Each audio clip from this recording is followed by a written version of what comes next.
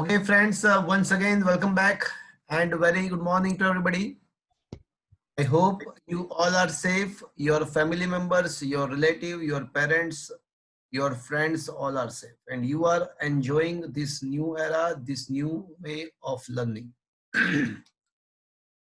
Friends, on the last lecture, we had discussed some of the numerical. ઉદાહરણ number 11, 12 અને અમુક સ્વાધ્યાયના દાખલાઓ discuss કર્યા હતા. લાસ્ટ લેક્ચરમાં ઉદાહરણ નંબર 11 ની રકમ ની અંદર એવું લાગતું કે પ્રોબ્લેમ છે, પણ ના, એવું કશું નહોતું.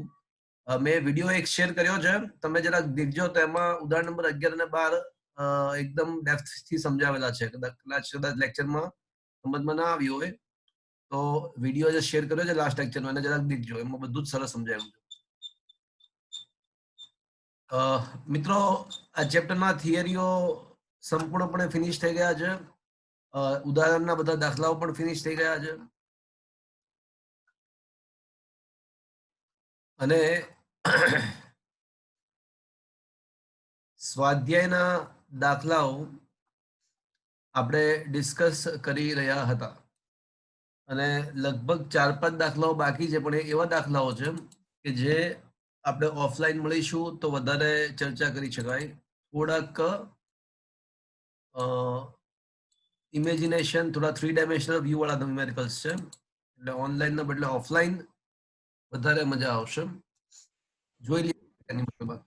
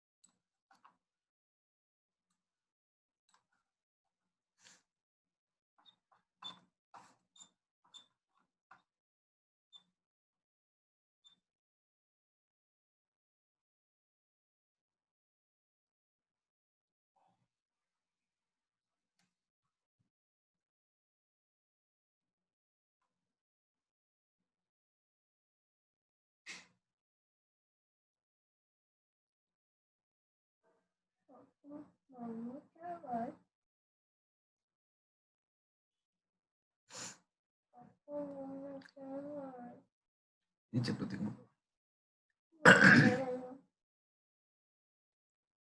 ઓકે મિત્રો, સ્વાધ્યાયના દાખલાઓ જોઈએ તો 1 થી 11, 12, 13. અચ્છા, સ્વાધ્યાયના 1 થી 13 પતી ગયા છે. 14મો ક્વેશ્ચન થોડું ઇમેજિનેશન ઉપર છે. થોડુંક તમારે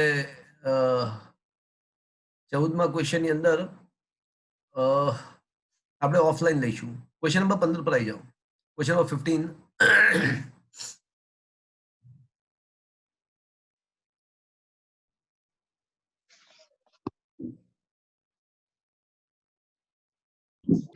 ક્વેશ્ચન નંબર 15, 10 સેન્ટીમીટર લંબાઈ અને 10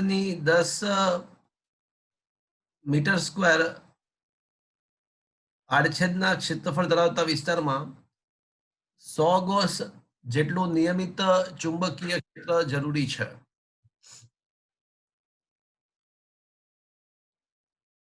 એક ગુજરાના તારની મહત્તમ પ્રવાહ ક્ષમતા 15 એમ્પિયર છે તથા કેન્દ્રની આસપાસ એકમ લંબાઈ દીઠ વધુમાં વધુ 1000 પ્રતિ આંટા મીટાડી શકાય છે. તો આ માટે જરૂરી એવા સોલેનોઇડની યોગ્ય રચના સમજાવો. મિત્રો, શું પૂછવા માંગે છે? એવું કહે છે કે ભાઈ, મારે એક વિસ્તારમાં ચુંબકીય ક્ષેત્રની આવશ્યકતા છે, જરૂરિયાત છે. કોઈ વિસ્તાર છે, એની વિસ્તારની લંબાઈ આપણને આપેલી છે ને વિસ્તારમાં રહેલું ક્ષેત્રફળ આપણને આપેલું છે. તો એ વિસ્તારમાં મારે નિયમિત ચુંબકીય ક્ષેત્ર પેદા કરવું છે. ચલો, સૌથી પહેલી વાત કે નિયમિત ચુંબકીય ક્ષેત્ર પેદા કરવું છે. મિત્રો, કોઈ વાહક તાર હોય ને, વાહક તાર, અનંત લંબાઈનો સુરેખ તાર, તો એના વડે જે ચુંબકીય ક્ષેત્ર ઉત્પન્ન થાય એ નિયમિત ના હોય. તારની બહારની સાઈડ ચુંબકીય ક્ષેત્ર μ0I/2πr, રિંગની અક્ષ પર પણ ચુંબકીય ક્ષેત્ર નિયમિત નથી, અંતર સાથે બદલાય છે. પણ સોલેનોઇડ નું ચુંબકીય ક્ષેત્ર મોની એ નિયમિત છે. એટલે માની લો કે આ વિસ્તાર છે, કોઈ વિસ્તાર આવડો આ વિસ્તાર છે, અને મારે આ વિસ્તારની અંદર નિયમિત ચુંબકીય ક્ષેત્ર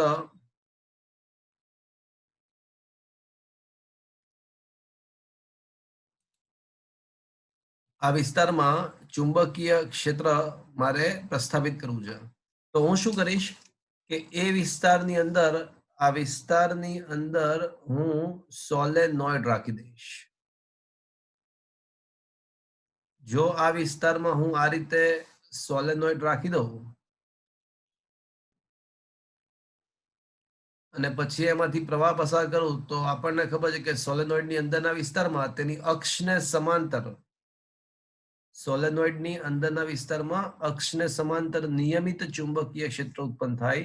આદર્શ સોલેનોઇડ હોય તો બહારના વિસ્તારમાં ચુંબકીય ક્ષેત્ર શૂન્ય હોય. એટલે મને એવું આપ્યું છે કે કોઈ વિસ્તાર છે મારી પાસે અને એમાં મારે કેટલું નિયમિત ચુંબકીય ક્ષેત્ર જોઈએ છે? તો કે ભાઈ 100 ગોસ જેટલું નિયમિત ચુંબકીય ક્ષેત્ર જોઈએ છે. એટલે 100 ગુણ્યા 10⁻4 ટેસ્લા.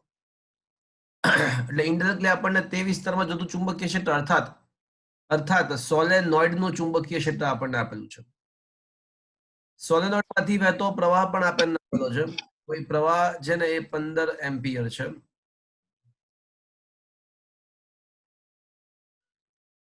અને તેની આસપાસ એકમ લંબાઈ દીઠ વધુમાં વધુ એટલે પ્રવાહ મેક્સિમમ પ્રવાહ કેટલો પસાર થઈ શકે એ આપણને આપેલો છે.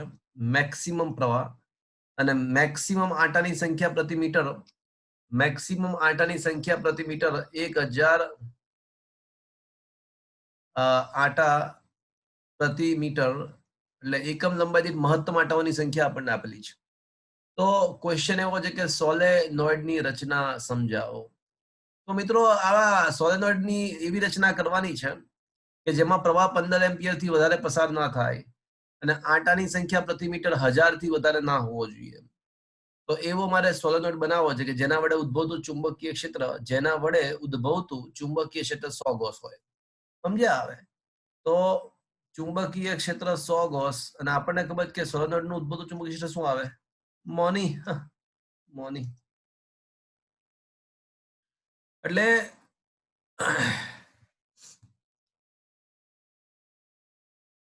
μ0 કેપિટલ Ni/L લખી શકાય.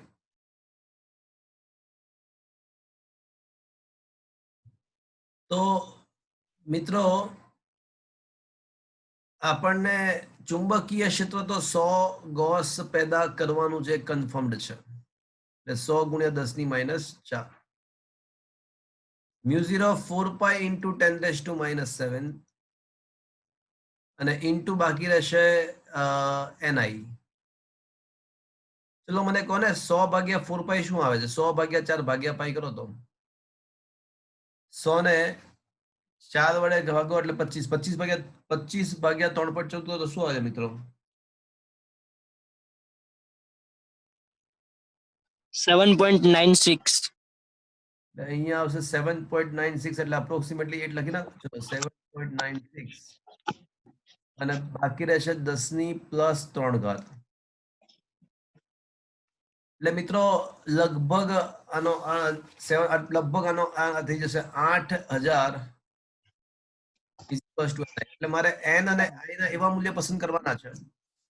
એકમ લંબાઈની ટાંટાની સંખ્યા n અને i ના એવા મૂલ્ય પસંદ કરવાના છે કે જેથી આપણો સોલેનોઇડ બની શકે. n નું મૂલ્ય 1000 કરતા વધારે ના હોવું જોઈએ અને i નું મૂલ્ય 15 કરતા વધારે ના હોવું જોઈએ.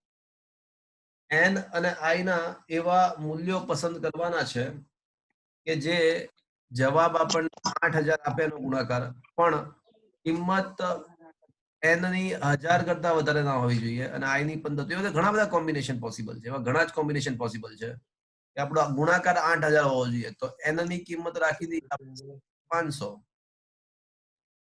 અને i ની કિંમત રાખી દઈએ આપણે કેટલો રાખીશું?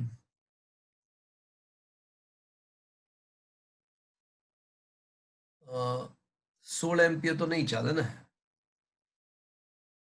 તો એન ની કિંમત 500 નહીં રાખીએ આપણે. હા, એન ની કિંમત આપણે રાખી દઈએ, ચલો ને 800 રાખી દઈએ. એન ની કિંમત 800 રાખી દઈએ અને આઈ ની કિંમત 10 રાખી દઈએ. તો જો આ બંને લિમિટની અંદર જ આવી ગયા ને. જો એન ની કિંમત 800 પ્રતિ મીટર રાખી દઈએ. Is that clear to you? ઘણા બધા આવા પોસિબલ છે. ક્વેશ્ચન એવો છે કે સોલેનોઇડની રચના સમજાવો. તો આપણે એવો સોલેનોઇડ બનાવી શકીએ કે જેમાં એકમ લંબાઈ દીઠ આંટાની સંખ્યા 800 હોય અને વહેતો પ્રવાહ 10 એમ્પિયર હોય. તો માગેલ ચુંબકીય ક્ષેત્ર મળી જશે આપણને, કારણ કે એનઆઈ નો ગુણાકાર પાછો 8000 થઈ જાય છે. એટલે મિત્રો, હું એવું કહેવા માંગુ છું કે આવી ઘણી બધી પોસિબિલિટીઝ હોય છે. ઘણા બધા પ્રકારના સોલેનોઇડ આપણે બનાવી શકીએ. તો શું મિત્રો આ સમજ પડી તમને? હવે ઘણા બધા પોસિબલ કોમ્બિનેશન પોસિબલ છે. આવા ઘણા બધા કોમ્બિનેશન પોસિબલ છે. Is that clear to you? મિત્રો, મારો અવાજ આવે છે બરાબર? હા સર. હા સર. એટલે સોલેનોઇડ બનાવવા માટેની વાત છે, એની રચના કરવાની છે આપણે. તો મેં ગણતરીઓ પરથી મને એવી ખબર પડી કે ભાઈ, જો તમારે 100 ગોસનું ચુંબકીય ક્ષેત્ર લાવવું હોય તો પછી એનઆઈ ની કિંમત 8000 હોવી જોઈએ ગણતરી પરથી. તો આપણે એન અને આઈ ના એવા મૂલ્ય ચૂઝ કરવાના કે જેથી એનો ગુણાકાર 8000 આવે, પણ એન ની કિંમત 1000 કરતા મોટી ના હોવી જોઈએ અને આઈ ની કિંમત 15 કરતા વધારે ના હોવી જોઈએ. એવા ઘણા બધા કોમ્બિનેશન્સ પોસિબલ થઈ શકે. એમાંનું એક સિમ્પલ કોમ્બિનેશન મેં તમને બતાવ્યું કે ભાઈ એન ની કિંમત આપણે 800 એટલે કે એકમ લંબાઈ દીઠ 800 આંટા વીંટાળીશું અને પ્રવાહ આપણે પસાર કરીશું 10 એમ્પિયર. તો માગેલ ચુંબકીય ક્ષેત્ર આપણને મળી શકે. આવા ઘણા બધા આન્સર પોસિબલ છે, not only one. In short, એવી રીતે સોલેનોઇડ બનાવવો જોઈએ કે જેથી કરીને એન અને આઈ નો ગુણાકાર 7960 અર્થાત લગભગ 8000 આસપાસ આવે. શું મિત્રો આ સમજમાં આવ્યો દાખલો?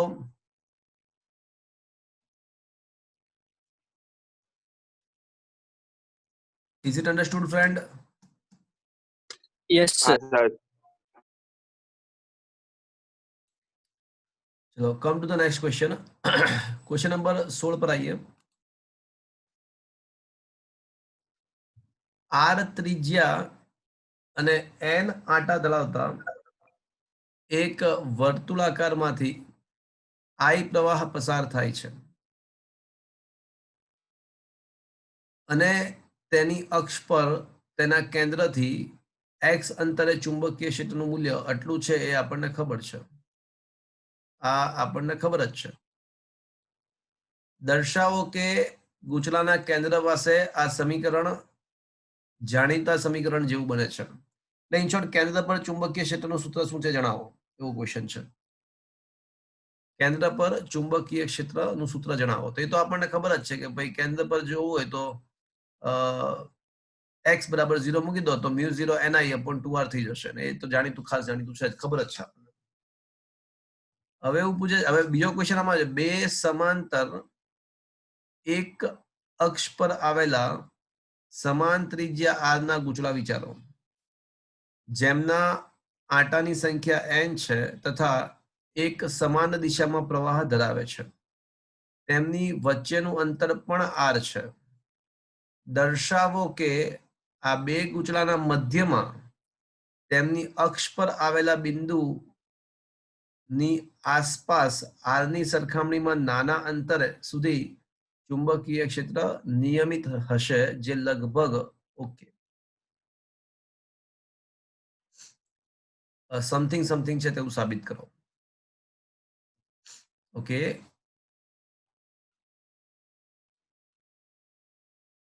બીજો ક્વેશ્ચન થોડું સમજીએ શું લખવા માંગે છે ગુજરાતીમાં.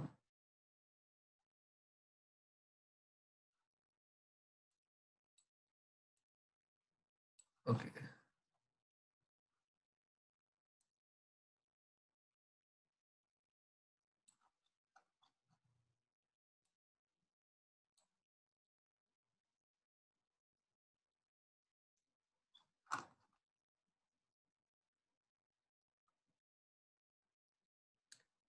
બે સમાંતર એક અક્ષ પર આવેલા સમાન ત્રિજ્યા r ના ગૂંચળા વિચારો. Okay, so let us imagine two coils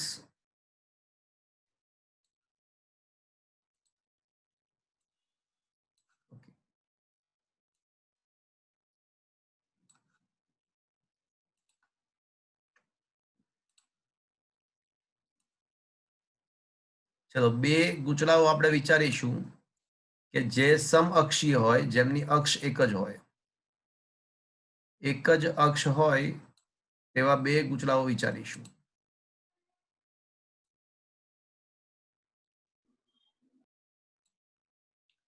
જોઈ શકો છો કે બંનેની અક્ષ એક જ છે અને બંનેમાં વિદ્યુત પ્રવાહ પણ સમાન દિશામાં પસાર થાય છે. ઓકે, તો બંનેમાં પ્રવાહ પણ સમાન દિશામાં પસાર કરીએ. તો મિત્રો ચલો બંનેમાં પ્રવાહ એક્ઝેક્ટલી સમાન દિશામાં પ્રવાહ પસાર, તો આ રીતે બંનેમાં પ્રવાહ પસાર થાય છે.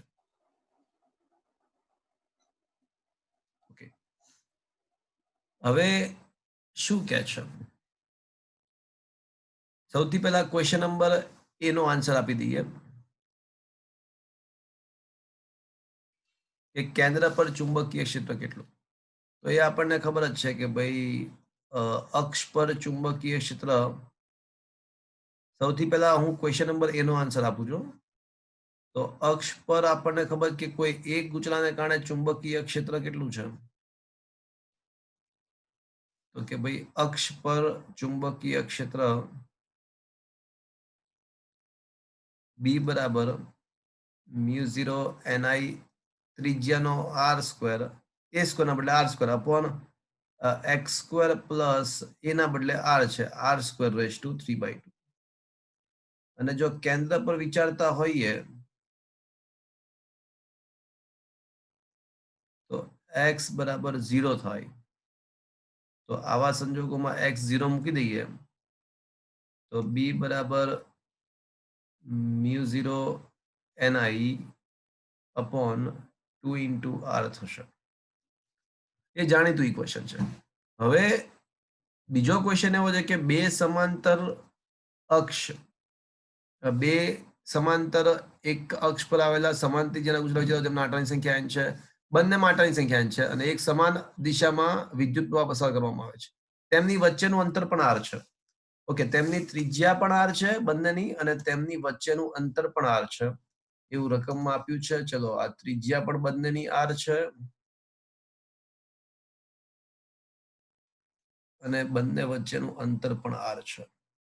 આવું આપણને રકમમાં આપ્યું છે. તો હવે કરવું છે શું કરવા શું માંગે છે? દર્શાવો કે આ બે ગુચલાના મધ્યમાં તેમની અક્ષ પર આવેલા બિંદુની આસપાસ એટલે બિંદુની નજીક આર ની સરખામણીમાં નાના અંતરે ચુંબકીય ક્ષેત્ર લગભગ 0.72 μ0 ni/r છે એવું સાબિત કરવાનું છે. ઓકે, તો મિત્રો આ કેન્દ્ર છે, તેમના એક્ઝેક્ટલી મધ્ય બિંદુ છે અને મધ્ય બિંદુથી ખૂબ જ નાનું અંતર ધારો કે ડેલ્ટા એક્સ.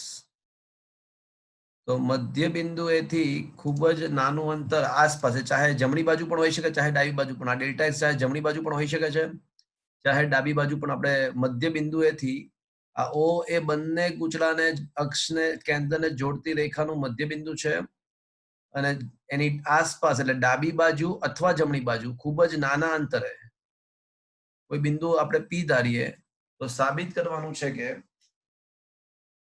આ પી બિંદુ એ ચુંબકીય ક્ષેત્ર 0.72 μ0 ni/r છે. આવું સાબિત કરવું છે. તો ગુચલાના કેન્દ્રથી આસપાસ એટલે કે ડાબી કે જમણી બાજુએ બંને બાજુએ સમાન ચુંબકીય ક્ષેત્ર સરખું જ છે અને એનું મૂલ્ય 0.72 μ0 ni/r છે. સાબિત કરીએ. ચલો આ બિંદુએ મારે ચુંબકીય ક્ષેત્ર શોધવું છે. તો આ બિંદુએ ચુંબકીય ક્ષેત્ર કોને કોને કારણે ઉત્પન્ન થશે? તો કે ભાઈ આ બિંદુએ ચુંબકીય ક્ષેત્ર ગુચલા 1 ને કારણે ઉત્પન્ન થશે અને ગુચલા 2 ને કારણે ઉત્પન્ન થશે અને બંને ચુંબકીય ક્ષેત્રનું એડિશન થશે. એડિશન એટલા માટે થશે કારણ કે બંનેમાંથી પ્રવાહ એક જ દિશામાં ઉત્પન્ન થાય છે, પસાર થયેલો છે, તો બંને ચુંબકીય ક્ષેત્ર સમાન જ એટલે બંને ચુંબકીય ક્ષેત્રનો સરવાળો થાય કારણ કે એક સમાન દિશામાં ઉત્પન્ન થશે, સમાન દિશામાં હશે. ચલો તો આપણે શું કરીશું, બિંદુ પી પાસે गुचला 1 ने લીધે ઉદ્ભવતું ચુંબકીય ક્ષેત્ર.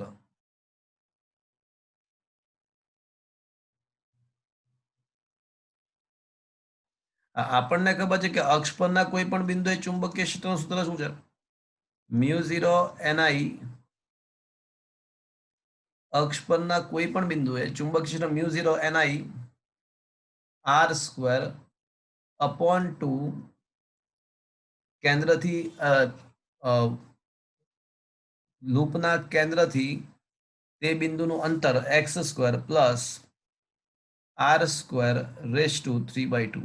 ચલો પણ કોઈ મને કહેશે x બરાબર શું આવશે? અહીં કેન્દ્રથી જે તે બિંદુનું અંતર શું આવશે? x બરાબર કોઈ કહેશે મને વિચારીને? એટલે આ અંતર કેન્દ્રથી p બિંદુનું અંતર શોધવાનું છે. કેટલું આવશે? r/2 plus delta x. Perfect. કોણ બોલ્યું? અરહમ. આજ કેમ વહેલો આવી ગયો? સર આજ વહેલો ઉઠી ગયો. અચ્છા, એટલે x બરાબર જો પહેલા ગુચલાથી જે બિંદુ p છે એનું અંતર r/2 પ્લસ ડેલ્ટા x થશે. તો એ કિંમત મૂકી દઈએ આપણે b1 ના સૂત્રમાં. તો b1 બરાબર શું આવશે? μ0 ni r² અપોન 2 x ના બદલે r/2 પ્લસ ડેલ્ટા x નો વર્ગ પ્લસ r નો વર્ગ રેસ ટુ 3/2. ચલો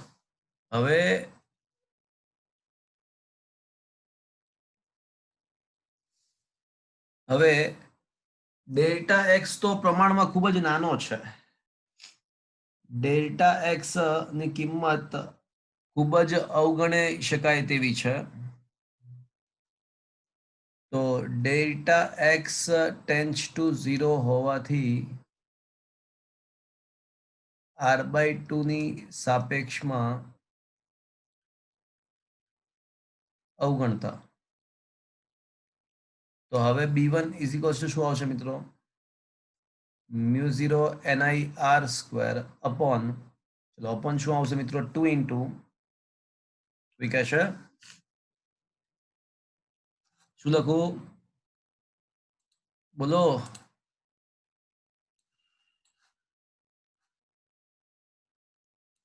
કંઈક તો બોલો. ડેલ્ટા x ને અવગણી નાખે તો શું લખશું હવે?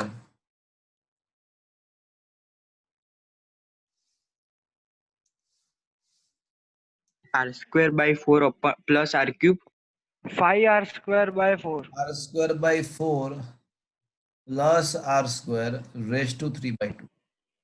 ખાલી ડેલ્ટા x ને અવગણી નાખ્યો છે, બીજું કશું નથી. બટ એટલે r/2 નો વર્ગ તો રહેશે જ ને, એટલે r²/4 પ્લસ r². એટલે આનું સાદુરૂપ આપશો તો 5r²/4 રેસ ટુ 3/2 આવશે.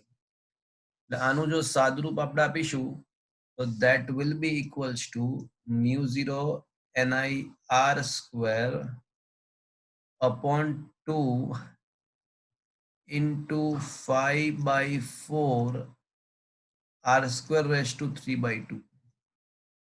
તો મિત્રો r² ની 3/2 ઘાત એટલે કેટલી થાય? r² ની 3 એટલે r³ થઈ જાય, અને r³ થઈ જાય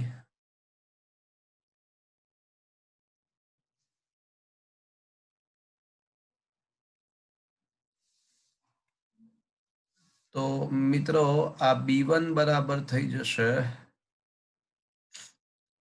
μ0 ni છેદમાં r³ અંશમાં r એટલે છેદમાં આકાર રહેશે, અને 2 ઇન્ટુ 5/4 ની 3/2 ઘાત અને એક r રહેશે. સમીકરણ નંબર 1. ચલો b1 મળી ગયું. હવે બિંદુ p પાસે ગુચલા 2 વડે ઉદ્ભવતું ચુંબકીય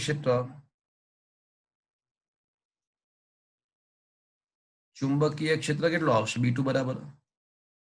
તો વળી પાછું એ જ μ0 ni r² upon 2 x² plus r² raise to 3/2. પણ કોઈ મને વિચારીને કહેશે કે હવે બિંદુ b ના કેન્દ્રથી આ અંતર p નું કેટલું છે? આ અંતર r/2 માઇનસ ડેલ્ટા x. હા, તો હવે એ જે અંતર બનશે એ r/2 માઇનસ ડેલ્ટા x બનશે.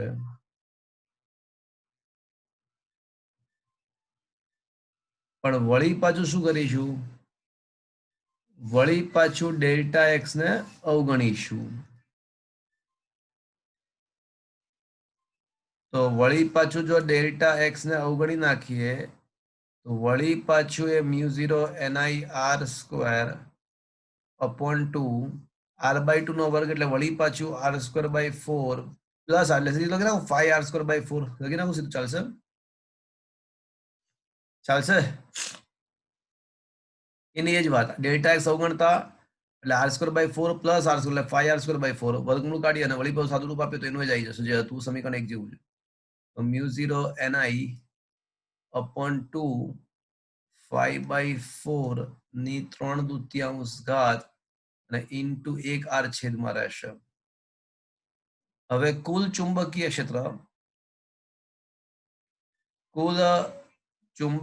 ક્ષેત્ર B બરાબર B1 પ્લસ B2 તો બંનેનો સરવાળો કરો મિત્રો તો આ બાય ટુ છે ને ઉડી જશે. જો 1/2 પ્લસ 1/2 એટલે 1 થઈ જાય એટલે બાકી શું રહેશે? ખાલી મ્યુ 0 ni બાય 2 નીકળી જશે 5/4 ની 3/2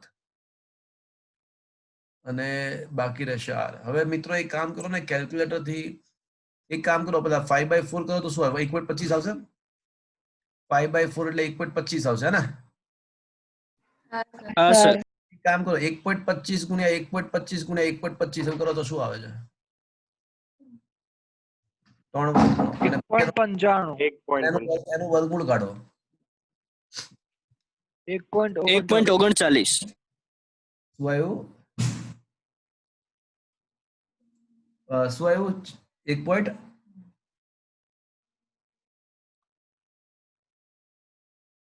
એક મિનિટ.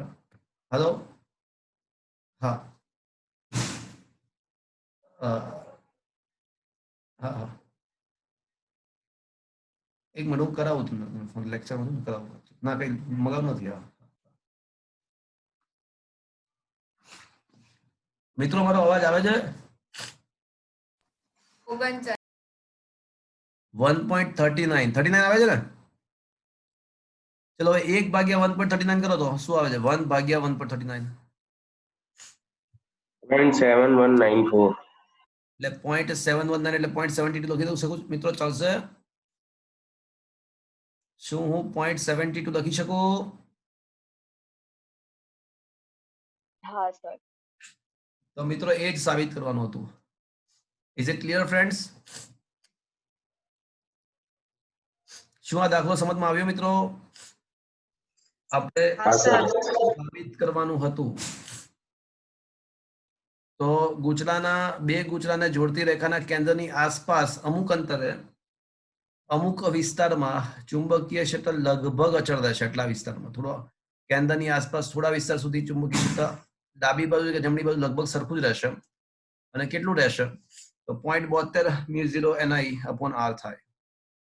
તો શું આ દાખલો સમજમાં આવ્યો મિત્રો?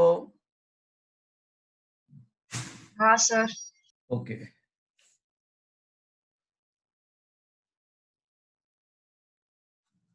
તો આનો સ્ક્રીનશોટ જરૂર પડે તો તમને મોકલાવી દઈશું.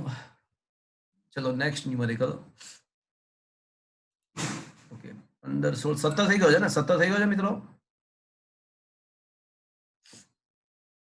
17 થઈ ગયો છે? આગે ના તો બોલો. હા સર. 18મો જાતે ટ્રાય કરવા માટે આપ્યો હશે. કરજો. 19મો થઈ ગયો છે. અચ્છા 20મો ક્વેશ્ચન પર આવી જાવ. 20મો જવા દો અત્યારે નહીં.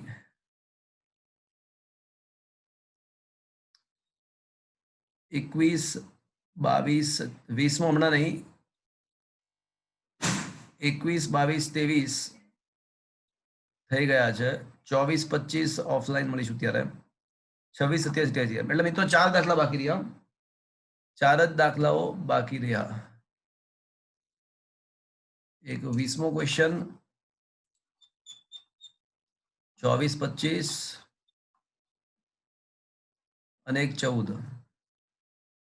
20 14 20 24, 25. તો મિત્રો આ 4 દાખલાઓ આપણે જ્યારે ઓફલાઈન મળીશું ને ત્યારે ડિસ્કસ કરીશું. બાકીના બધા દાખલાઓ ડિસ્કસ થઈ ગયા છે. તો આ 4 દાખલાઓ થોડાક ટિપિકલ એટલે ત્રિપરિમાણમાં ઇમેજિનેશન આવે એટલે મારે તમને એક્સપ્રેશનથી સમજાવવા પડશે, હાવભાવથી, તો તમને ખ્યાલ આવશે. તો આ યોગ્ય સમય આપણે ડિસ્કસ કરીશું. અત્યારે હાલ પૂરતું આને આપણે સ્કીપ કરીએ છીએ.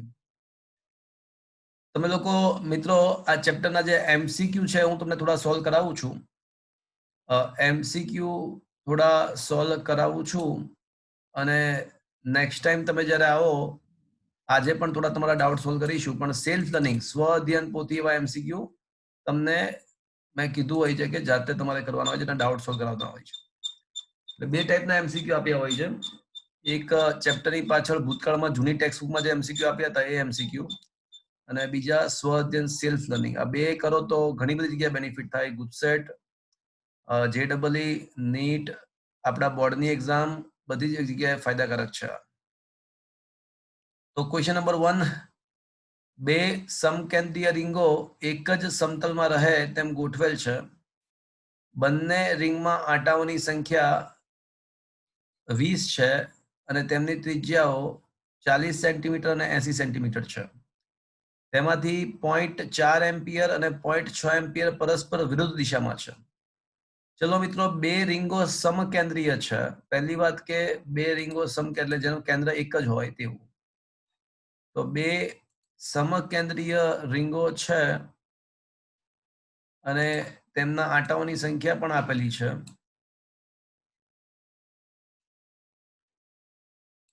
પણ બંનેમાં પ્રવાહ વિરુદ્ધ દિશામાં છે. તો મિત્રો, કેન્દ્ર પર ચુંબકીય ક્ષેત્ર શોધવા માટે બંનેના ચુંબકીય ક્ષેત્રનો સરવાળો કરવો પડશે કે બાદબાકી કરવી પડશે? બાદબાકી. હા, વિરુદ્ધ દિશામાં પ્રવાહ છે. એકમાં વિષમઘડી તો બીજામાં સમઘડી દિશામાં છે. તો આ એક કામ કરવાનું, બંને વડે ઉદ્ભવતું ચુંબકીય ક્ષેત્રનું પરિણામી ચુંબકીય ક્ષેત્ર શોધવું છે. તો B1 બરાબર શું આવશે મિત્રો? μ0 N1 I1 upon 2R1. અને બીજાને કારણે ચુંબકીય ક્ષેત્ર શું આવશે? μ0 N2 I2 upon R2. અને હવે તમારે શું કરવાનું મિત્રો? ઇફેક્ટિવ ચુંબકીય ક્ષેત્ર શોધવા માટે B1 પ્લસ B2 કરવાનું કે B1 માઇનસ B2 કરવાનું? તો મોટામાંથી નાનું બાદ કરવું, મોટામાંથી નાનું બાદ કરવું. અને બાદબાકી એટલા માટે કારણ કે બંનેના પ્રવાહ વિરુદ્ધ દિશામાં છે, તો બંનેના ચુંબકીય ક્ષેત્ર પણ વિરુદ્ધ દિશામાં છે. જાતે કરશો મિત્રો? Is that clear friends? હા સર. ચલો સેકન્ડ ક્વેશ્ચન. એમ દળવાળો એક કણ ક્યુ વિદ્યુતભાર ધરાવે છે. આ કણને V જેટલા વિદ્યુત સ્થિતિમાનના તફાવત હેઠળ પ્રવેગિત કરવામાં આવે છે. મિત્રો, આપણે વાત કરી ચૂક્યા છીએ કે જ્યારે કોઈ વિદ્યુતભારને ક્યુ વિદ્યુતભારને જો V વોલ્ટથી પ્રવેગિત કરવામાં આવે, આપણે ભૂતકાળમાં વાત કરી ચૂક્યા છીએ કે ક્યુ વિદ્યુતભાર ને V વોલ્ટથી પ્રવેગિત કરતા તેને પ્રાપ્ત થતી ગતિ ઉર્જા યાદ છે ને મિત્રો? કેટલી ગતિ ઉર્જા પ્રાપ્ત થાય? તો Q into V જેટલી ગતિ ઉર્જા પ્રાપ્ત થાય. તો આટલી ગતિ ઉર્જા વાળો વિદ્યુતભાર ક્યાં દાખલ થાય? તો કે ચુંબકીય ક્ષેત્રને લંબ રૂપે દાખલ થાય છે. તો આપણને ખબર છે કે ચુંબકીય ક્ષેત્ર લંબ રૂપે દાખલ થયા પછી અંદર તો શું કરવા લાગશે? વર્તુળ ગતિ. With વર્તુળાકાર ગતિ. હા, વર્તુળાકાર ગતિ કરવા લાગશે, નિયમિત વર્તુળાકાર ગતિ કરવા લાગશે. તો ક્વેશ્ચન એવો છે કે Q by M નો ગુણોત્તર પૂછ્યો છે આપણને. તો મિત્રો, વિદ્યુતભાર દાખલ થયા પછી વર્તુળાકાર ગતિ કરશે અને એ વર્તુળ ગતિપથની ત્રિજ્યા આપણને ખબર છે. એ વર્તુળ ગતિપથની ત્રિજ્યા આપણને ખબર છે કે mv upon qb છે. હા કે ના મિત્રો? Yes or no? હા sir. Acha, can I say it is a P upon QB? Can I say it is equals to P upon QB?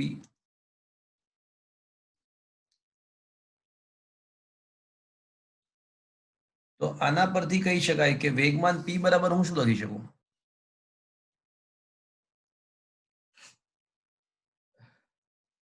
વેગમાન p બરાબર કરાય છે qrb.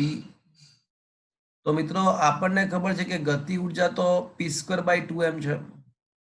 તો મિત્રો એક શોર્ટકટ શીખવાડું છું, આ હવે હંમેશા યાદ રાખજો. આ શોર્ટકટ હંમેશા યાદ રાખજો કે વિદ્યુત ભારિત કણ ચુંબકીય ક્ષેત્રમાં ગતિ કરતો હોય તો એની ગતિ ઉર્જાનો શોર્ટકટ શું? તો q²r²b²/2m. That is always remember. This is the shortcut. કે ચુંબકીય ક્ષેત્રમાં વિદ્યુત ભારિત કણ ગતિ કરતો હોય તો એની ગતિ ઉર્જા કેટલી?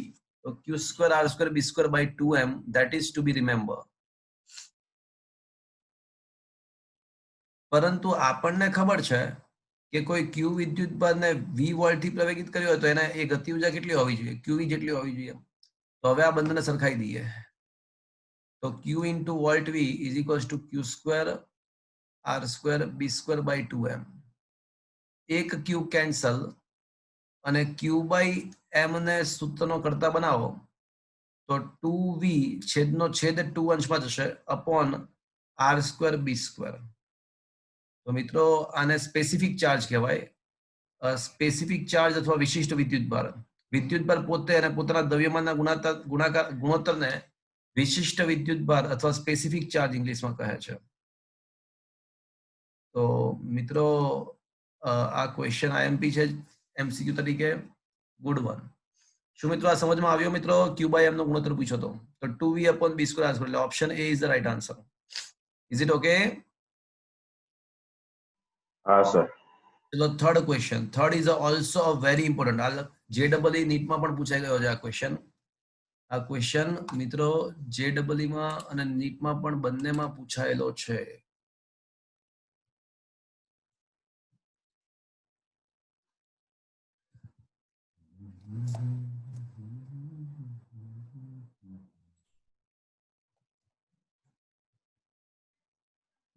ઓકે.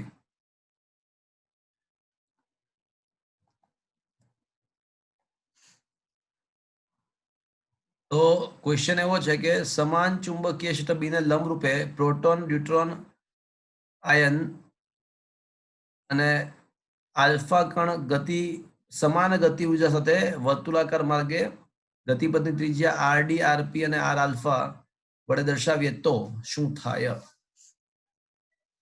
તો મિત્રો આપણે હમણાં જ સાબિત કર્યું કે ગતિ ઉર્જાનો શોર્ટકટ શું છે?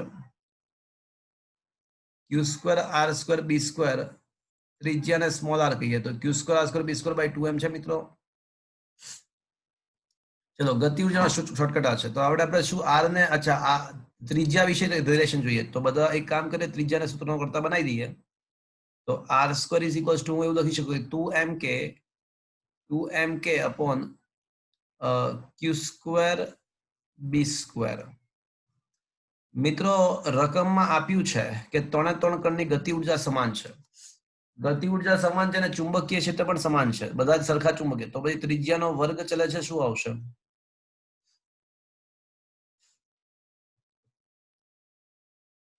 ત્રિજ્યાનો વર્ગ શું આવશે? ચલે છે. k સમાન છે બધા માટે, b સમાન છે અને 2 તો અમે અચળ છે, તો શું આવશે? m/q². m/q². તો પછી ત્રિજ્યા ચલે છે, શું આવશે? √m/q. તો મિત્રો આનો મતલબ એવો થયો કે r પ્રોટોન કોણ છે? પ્રોટોન જેમ r ડ્યુટેરોન જેમ r alpha is equals to mass of proton, charge of proton છેદમાં ગુણોત્તર સ્વરૂપે. પછી શું આવશે મિત્રો? તમને ખબર છે ડ્યુટેરોનનું દ્રવ્યમાન આલ્ફા કણ કરતા ડબલ હોય. કારણ કે ડ્યુટેરોન માટે છે ને, ડ્યુટેરોન કોને કહેવાય ખબર છે? 1h1 એટલે પ્રોટોન થયો અને 1h2 એટલે ડ્યુટેરોન થયું.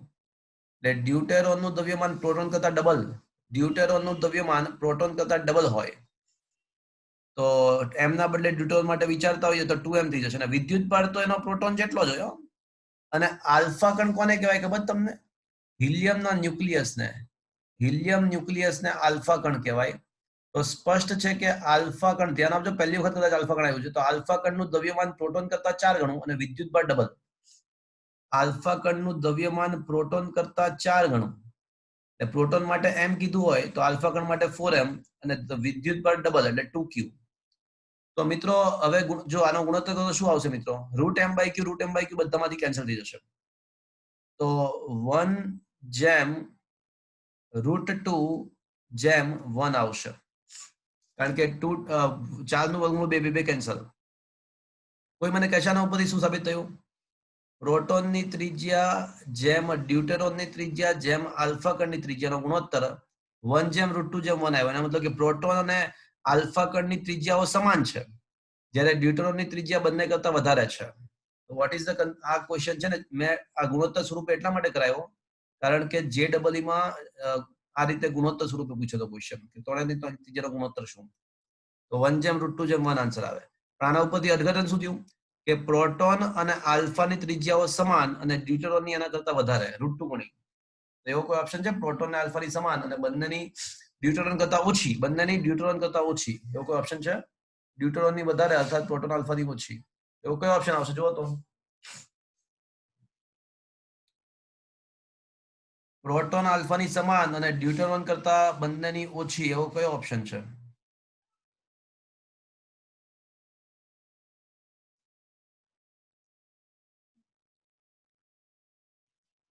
ઓપ્શન એ માં આવશે, ઓપ્શન એ આવશે, પણ એમાં સંજ્ઞા બદલાવી પડશે. એમાં સંજ્ઞા લેસ ધેન કરવી પડશે. મિસ્ટેક છે, પ્રિન્ટિંગ મિસ્ટેક છે. Option A should be the right answer. Proton અને આલ્ફાની સમાન અને ડ્યુટેરોન કરતા તેની ઓછી. થર્ડમાં ઓપ્શન એ આવશે. જોઈ લઈએ આપણે ક્વેશ્ચન 3 નું સોલ્યુશન દેખી લઈએ.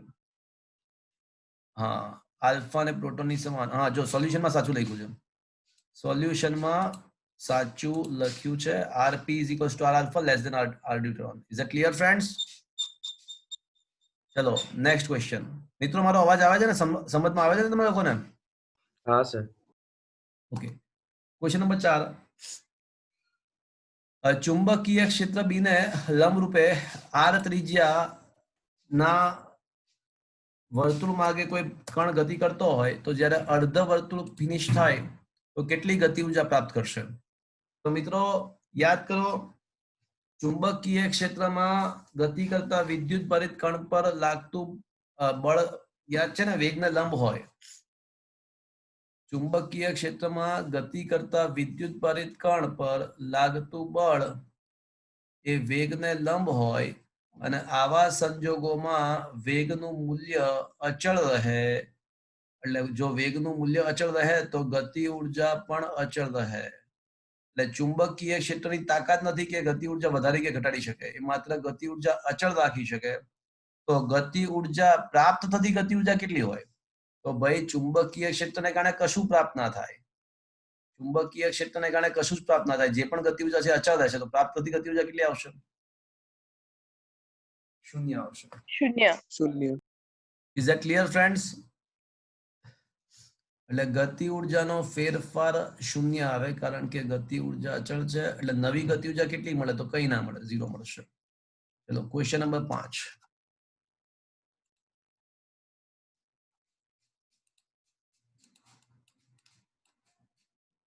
તો પાંચમો ક્વેશ્ચન. ચલો અહીંયા આગળ એવું આપ્યું છે કે બે તાર છે, બંનેમાં 2 એમ્પિયર એક જ દિશામાં પ્રવાહ પસાર થાય છે. હવે કોઈ એક પ્રવાહની દિશા ઉલટાવવામાં આવે છે, નહીં, બંનેની દિશા ઉલટાવી દેવામાં આવે છે. બંનેની દિશા ઉલટાવવામાં આવે છે અને પ્રવાહ 1 એમ્પિયર, 2 ના બદલે 1 એમ્પિયર કરવામાં આવે છે. તો બળ વિશે શું કહી શકાય? ચલો પહેલા કિસ્સામાં બળ કેવું છે? આકર્ષીય છે કે અપાકર્ષીય છે? આકર્ષી. આકર્ષી. પછી બીજા કિસ્સામાં आकर्षी. આકર્ષી.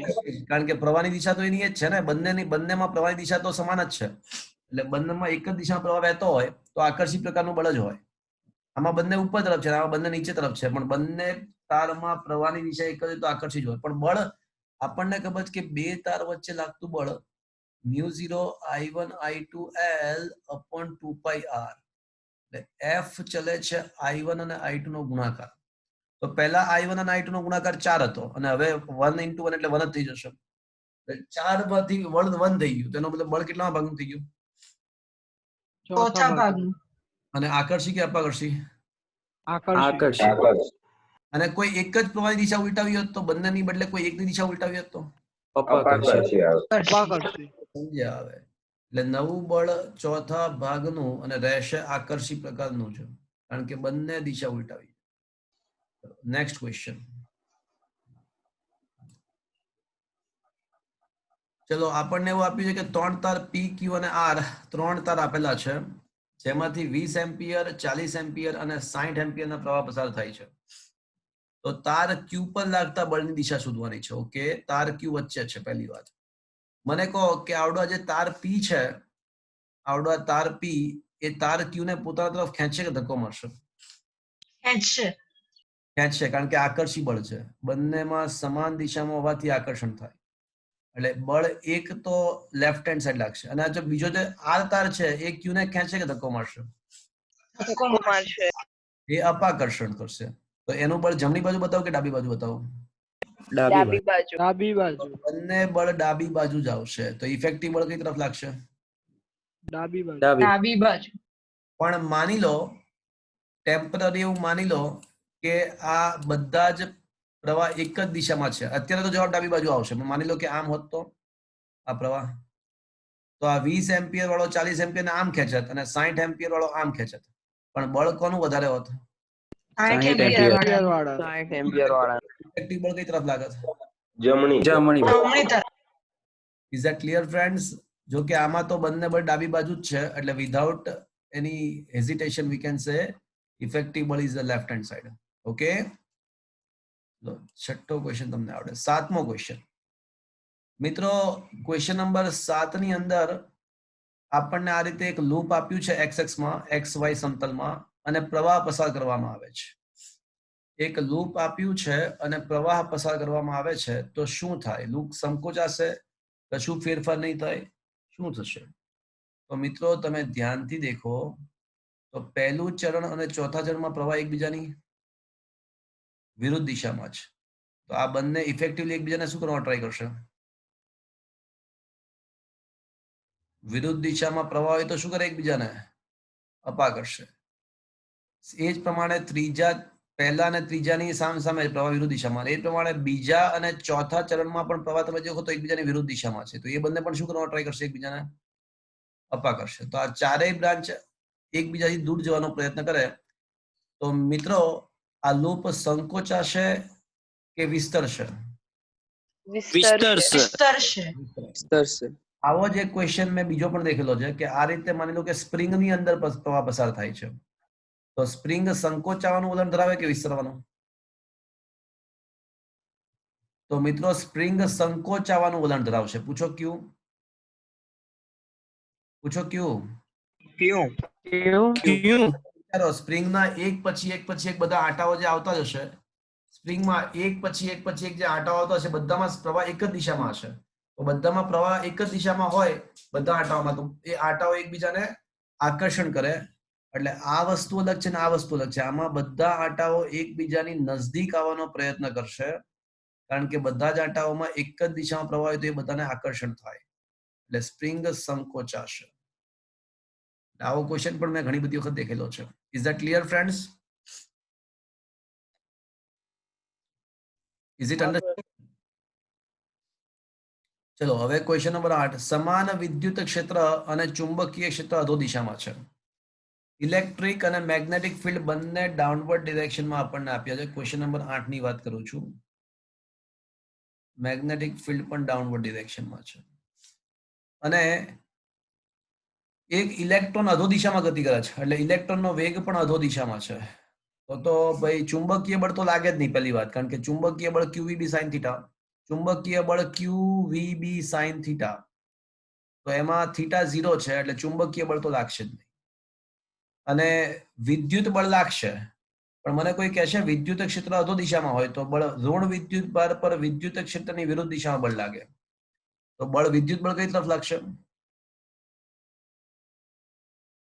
ઇલેક્ટ્રોન ઋણ વિદ્યુત ભારિત કણ છે, એના પર વિદ્યુત ક્ષેત્રની વિરુદ્ધ દિશામાં બળ લાગે, તો એના પર બળ ઉપર તરફ. હા, તો ઇલેક્ટ્રોન નીચે આવી રહ્યો છે અને બળ ઉપર તરફ લાગે તો વેગ વધતો જાય ઘટતો જાય? ઘટતો તો જાય. જાય. કયો ઓપ્શન સાચો આવશે આમાં જુઓ તો તમે? કયો ઓપ્શન સાચો બનશે આ ચારમાંથી? Option D. Option D. ચલો 9મો ક્વેશ્ચન. Question number 9. એકબીજાથી આર અંતરે રહેલા બે સમાંતર તારો એકબીજાથી આર અંતર રહેલા બે સમાંતર તાર પૈકી કોઈ એક તાર પર એકમ લંબાઈ દીઠ લાગતું બળ સમજ્યા? હવે આવડે જ ના તો બોલો. બે સમાંતર રહેલા તારો વચ્ચે લાગતું બળનું સૂત્ર શું છે? Mu 0 I1 I2 L upon 2 pi r. I2 સમાન છે એટલે I square L upon 2 pi r. પણ એકમ લંબાઈ દીઠ બળ વિચારવાનું છે તો F/L કરવું પડશે. તો mu 0 I square upon 2 pi r એવો કોઈ ઓપ્શન છે? Option B. Option B. ચલો ક્વેશ્ચન નંબર 10. આકૃતિમાં દર્શાવ્યા પ્રમાણે વોલ્ટ મીટરને પરિપથમાં જોડેલ છે. વોલ્ટ મીટરનો અવરોધ ખૂબ જ મોટો આદર્શ ઉદાહરી લો તો વોલ્ટ મીટરનો વોલ્ટેજ કેટલો સમજ્યા? આવે આ ટાઈપના ક્વેશ્ચનમાં ગમે ત્યારે જ્યારે વોલ્ટ મીટરનો અવલોકન પૂછ્યું હોય ને આ ટાઈપના ક્વેશ્ચન તો હંમેશા છે ને સૌથી પહેલા વોલ્ટ મીટરને હટાવી દેવાનું. પહેલા વોલ્ટ મીટરને ભૂલી જવાનું, એને હટાવી દેવાનું પરિપથમાંથી. સૌથી પહેલા વોલ્ટ મીટરને હટાવી દો અને હવે પરિપથ વિચારો તો પરિપથમાંથી કેટલો પ્રવાહ વહેશે? પ્રવાહ કેટલો વહેશે પરિપથમાંથી?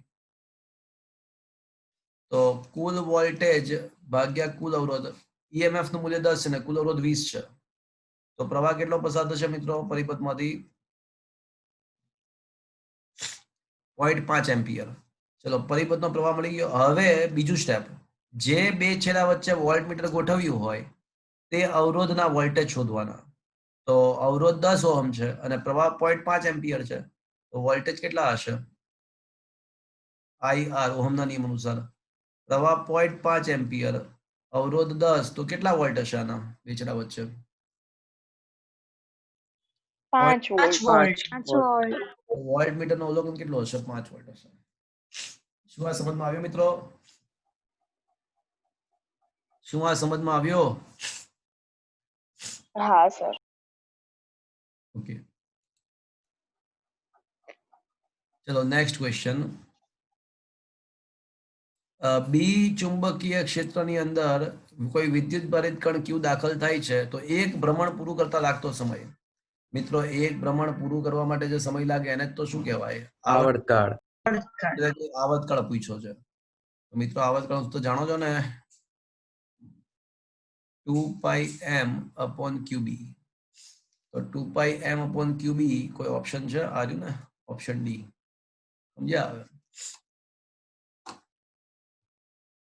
ચલો મિત્રો 12મો ક્વેશ્ચન JEE માં 2017 માં પૂછાઈ ગયો. એક અતિ લાંબા તારમાંથી પ્રવાહ વહે છે, તેનું એક જ વર્તુળાકાર ગૂંચળું બને તેવું કેન્દ્ર. તો મિત્રો કેન્દ્ર પર ચુંબકીય ક્ષેત્ર આપણને ખબર છે mu 0 I/2r, એક જ આંટો હોય તો.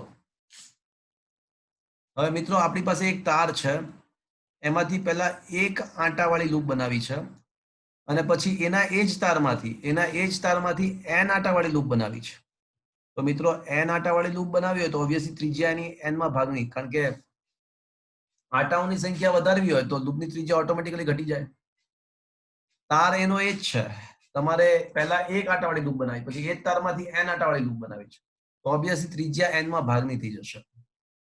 એટલે નવી ત્રિજ્યા છે ને આંટાઓની સંખ્યા n ગણી તો ત્રિજ્યા n માં ભાગની થઈ જાય. તો હવે ચુંબકીય ક્ષેત્ર કેન્દ્ર પર કેટલું? તો જો પહેલી વાત, હવે અંશમાં n ગણું થઈ જશે અને છેદમાં 2 r ના બદલે r/n થઈ જશે.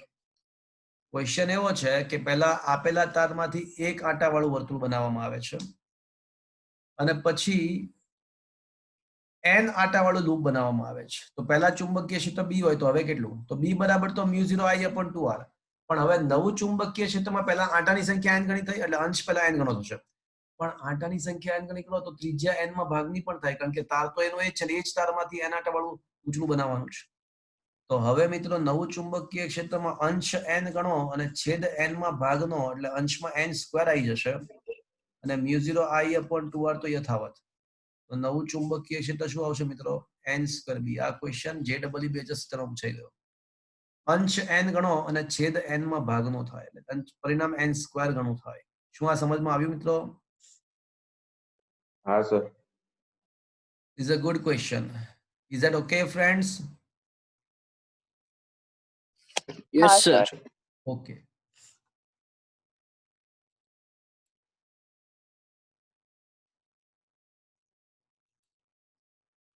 હવે ક્વેશ્ચન નંબર 13 પર આવો.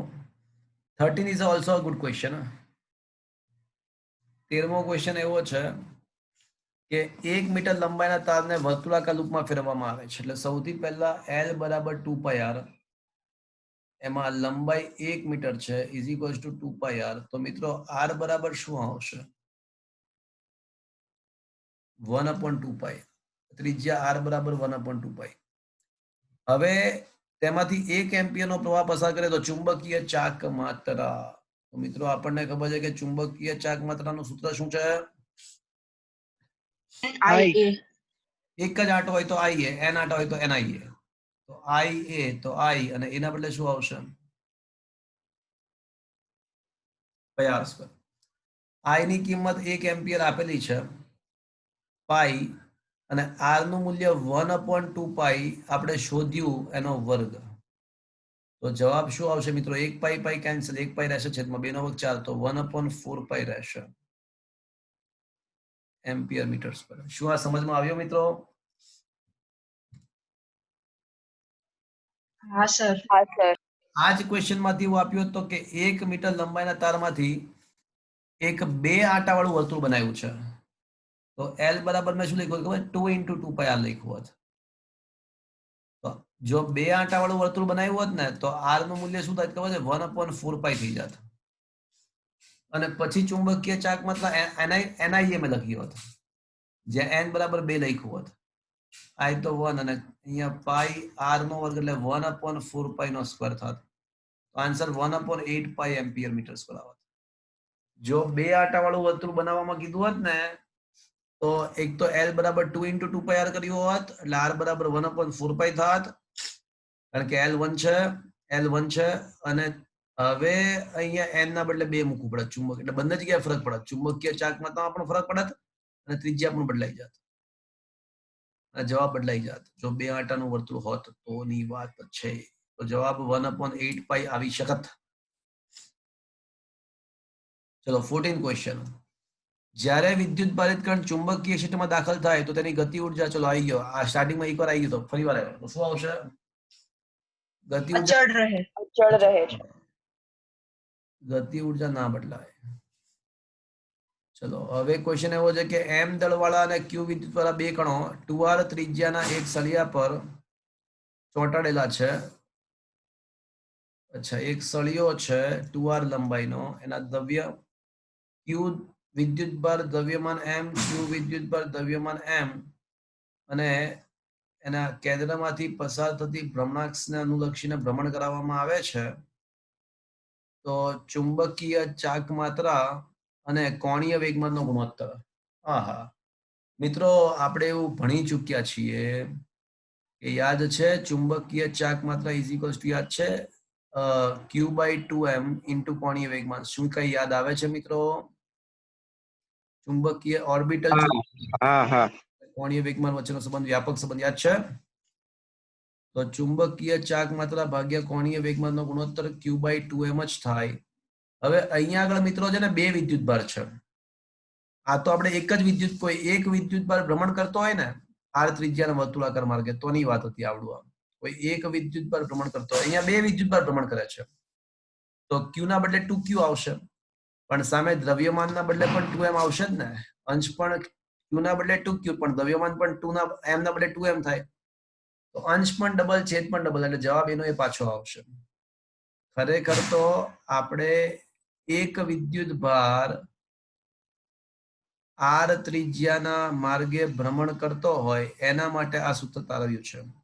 પણ હવે હું એવું કહું છું કે એકના બદલે બે વિદ્યુતભાર હોય તો અંશ ડબલ થાય અને છેદ પણ ડબલ થઈ જાય, તો જવાબ વળી પાછો જે આવવાનો હશે એ જ આવશે. શું આ સમજમાં આવ્યું મિત્રો? હા કે ના? મિત્રો મારો અવાજ આવે છે? હા સર.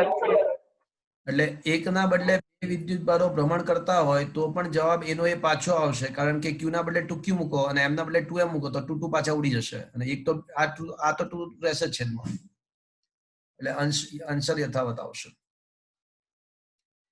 ચલો ક્વેશ્ચન નંબર 16. અતિ લાંબો સોલેનોઇડ, આટલો શબ્દ વાંચતા જ દિલમાંથી સૂત્ર બહાર આવી જાય. બોલો શું બહાર આવશે? મોનિક.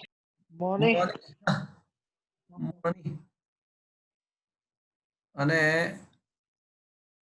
આપણને આંટાની સંખ્યા 100 અને લંબાઈ 1 સેન્ટીમીટર, એટલે NI/L. L 1 સેન્ટીમીટર લઈ લો, આંટાની સંખ્યા 100 લઈ લો, પ્રવાહ 5 એમ્પી લઈ લો. જાતે કરશો મિત્રો?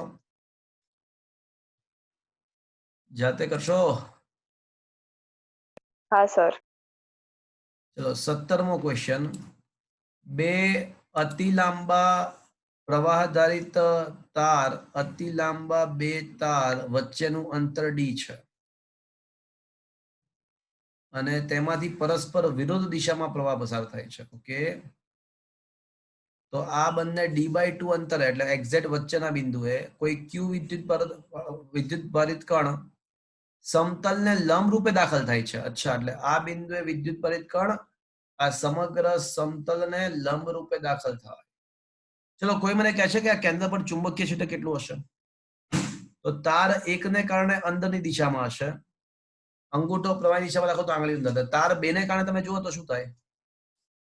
તો તાર બે ને કારણે પણ ચુંબકીય ક્ષેત્ર અંદરની દિશામાં જ હશે, કારણ કે એમાં અંગૂઠો પ્રવાહી દિશામાં રાખો તો આંગળીઓ આમ ફરશે, એટલે અહીંયા પણ આંગળીઓ અંદર જશે અને અહીંયા પણ આંગળીઓ અંદર જ જશે, અહીંથી બહાર આવશે. એટલે ચુંબકીય ક્ષેત્ર તો કઈ શૂન્ય નથી, અને ચુંબકીય ક્ષેત્ર તો બંનેનું એડિશન થાય, બંને વડે ઉદ્ભવતા ચુંબકીય ક્ષેત્ર સવાર. પણ પ્રોબ્લેમ એ છે કે ચુંબકીય ક્ષેત્ર લંબરૂપે સમતલને લંબરૂપે છે અને ઓલો વિદ્યુતભારિત કણ પણ સમતલને લંબરૂપે દાખલ થાય છે. એટલે પ્રોબ્લેમ એ છે કે ચુંબકીય ક્ષેત્ર લંબરૂપે છે અંદર દાખલ, અને વેગની દિશા પણ એ જ છે. તો ચુંબકીય બળનું સૂત્ર તો આપણને ખબર જ છે કે QVB sin થીટા, જ્યાં થીટા એટલે V અને B વચ્ચેનો ખૂણો, અને અત્યારે બંને સમાંતર છે V અને B, તો થીટા કેટલો આવશે? થીટા 0 અને sin 0 0 થાય. શું મિત્રો આ સમજ પડ્યો? તો બળ કેટલું, ક્વેશ્ચન એવો છે કેટલું બળ લાગશે, તો ચુંબકીય બળ કેટલું લાગશે? તો ચુંબકીય ક્ષેત્ર શૂન્ય નથી, પણ વેગ અને બી વચ્ચેનો ખૂણો શૂન્ય છે, અને એટલે બળ શૂન્ય થયું. Is that clear friends? શું આ સમજમાં આવ્યો? હા સર. ચુંબકીય ક્ષેત્ર શૂન્ય નથી, પરંતુ વેગ અને બી વચ્ચેનો ખૂણો શૂન્ય છે, એટલે બળ શૂન્ય બન્યું. ચલો નેક્સ્ટ ક્વેશ્ચન. L લંબાઈ અને એક ગતિ નથી અતિ છે, ગતિ નથી અતિ છે, અતિ લાંબો સોલેનોઇડ. ચલો અતિ લાંબો સોલેનોઇડ શબ્દ આવે ત્યાં દિલમાંથી બહાર આવી જાય. મોનિક. માની એટલે μ0 Ni/L. તો વ્યાસ સાથે શું સંબંધ છે? આ સમીકરણને એના વ્યાસ સાથે શું લેવા દેવા છે? બોલો, ડી સાથે કોઈ લેવા દેવા છે સૂત્રમાં? કઈ, તો એનો મતલબ કે આ ચુંબકીય ક્ષેત્ર ડી થી સ્વતંત્ર છે, ડી સાથે એને કોઈ લેવા દેવા નથી. ચલો સાયક્લોટ્રોન મેં ભણાવ્યું નથી, પણ એનો સિદ્ધાંત તો ભણાવ્યો જ છે ને. સાયક્લોટ્રોનમાં કોણીય ઝડપ શું QB/m આપણે સાબિત કરી હતી? કોણીય ઝડપ, કોણીય આવૃત્તિ, પછી આવૃત્તિ is equals to QB/2πm. આ બધા ક્વેશ્ચન અગત્યના હતા. આવતકાળ ઇઝ ઇક્વલ્સ ટુ 2πm/qb આ બધું સાબિત કર્યું હતું. આગળના તો કોણીય આવૃત્તિ અથવા કોણીય ઝડપ કોનાથી સ્વતંત્ર છે? તો દ્રવ્યમાન પર તો આધાર રાખે જ. દ્રવ્યમાન પર તો આધાર રાખે છે. વિદ્યુત ભાર પર પણ આધારિત છે. આના પર આધારિત છે, આના પર આધારિત. અને ચુંબકીય પરની રેખીય ઝડપ. હા, પણ રેખીય ઝડપથી સ્વતંત્ર છે. રેખીય ઝડપ નહીં આવે. ચલો ક્વેશ્ચન એવો છે, ગતિમાન વિદ્યુત પર કોને કારણે ઉર્જા મેળવશે? યાદ કરો, ચુંબકીય ક્ષેત્રની તો તાકાત નથી કે ઉર્જા આપે. ચુંબકીય ક્ષેત્રને કારણે તો યાદ છે ગતિ ઉર્જા અચળ રહેતી હતી. તો જો કોઈ ઉર્જા મળે તો કોને કારણે મળશે? વિદ્યુત ક્ષેત્ર. હા, ગતિમાન વિદ્યુત ભારને જો ઉર્જા મળતી હોય તો એ વિદ્યુત ક્ષેત્રને કારણે જ ગતિ ઉર્જા મળી શકે, કારણ કે ચુંબકીય ક્ષેત્રની તો તાકાત નથી. એ તો ચુંબકીય ક્ષેત્ર તો માત્ર શું કરાવશે? એ તો માત્ર અને માત્ર નિયમિત વર્તુળમય ગતિ અથવા હેલિકલ ગતિ કરાવશે, પણ ગતિ ઉર્જા વધારી કે ઘટાડી ના શકે અથવા ઉર્જા પૂરી પાડી ના શકે. એ માત્ર ગતિ કરાવી શકે. ચલો 21મો ક્વેશ્ચન.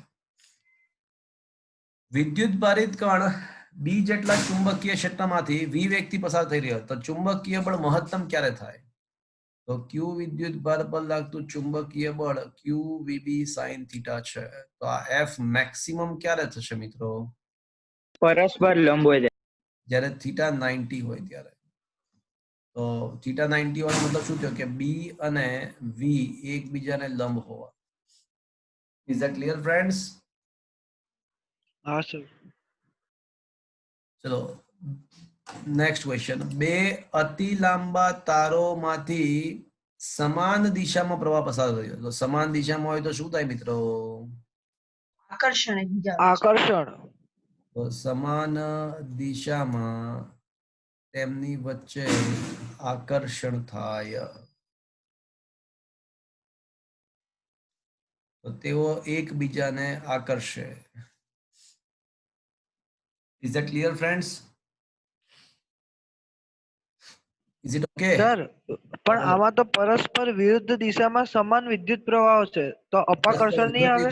હા, તો વિરુદ્ધ દિશામાં તો અપાકર્ષણ જ આવે ને. સમાન દિશામાં આકર્ષણ અને વિરુદ્ધ દિશા હોય તો પછી અપાકર્ષણ આવે. એ તો એવું જ હોય ને ભાઈ. તો અપાકર્ષણ આવશે.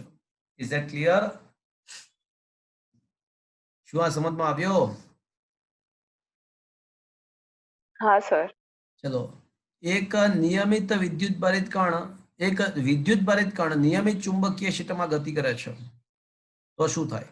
વળી પાછું એ જ વાત કે ચુંબકીય ક્ષેત્રમાં ગતિ કરતો હોય તો શું થાય? નિયમિત વર્તુળમય ગતિમાં વેગની દિશા સતત બદલાય. એટલે વેગની દિશા બદલાય એટલે વેગમાન સદિશ ભૌતિક રાશિ છે. કોઈ પણ સદિશ ભૌતિક રાશિ ક્યારે બદલાય? જ્યારે મૂલ્ય અથવા દિશા અથવા બંને બદલાય. તો અહીંયા દિશા બદલાય છે એટલે વેગમાન બદલાય છે, કારણ કે વેગમાનની દિશા બદલાય છે. વેગમાનનું મૂલ્ય બદલાશે કારણ કે વેગમાનની દિશા કઈ હોય? તો કે ભાઈ વેગમાન p બરાબર mv છે. એટલે વેગની દિશા એ જ વેગમાનની દિશા છે. એટલે વેગની દિશા બદલાતી હોવાથી વેગમાન બદલાય છે એવું કહેવાય. એટલે વેગમાન બદલાશે નિયમિત વર્તુળની ગતિમાં, પણ ગતિ ઉર્જા તો અદિશ ભૌતિક રાશિ છે અને આપણને ખબર છે કે વેગનું મૂલ્ય અર્થાત ગતિ ઉર્જા અચળ રહેશે.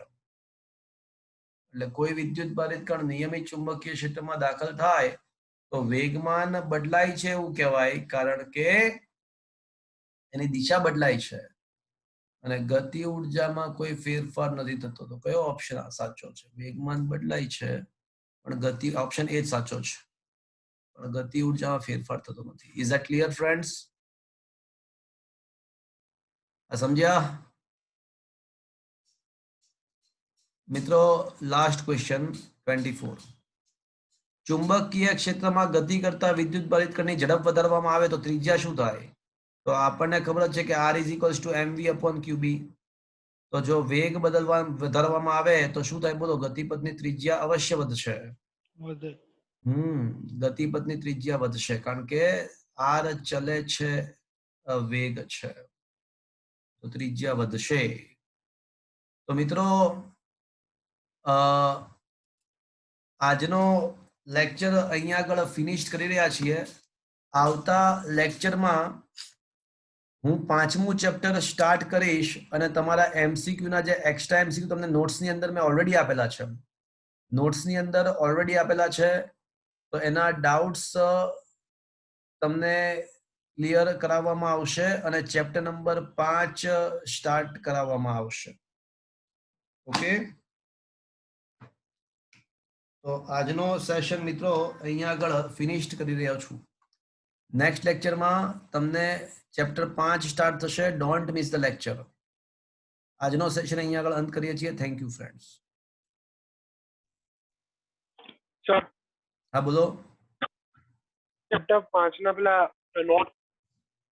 નોટ્સ તમને મળશે. પહેલા ઓનલાઈન મળી જશે, પછી તમને ઓફલાઈન મોડમાં તમને ઓફિસથી કલેક્ટ કરવાના આવશે. ઓકે. Thank you.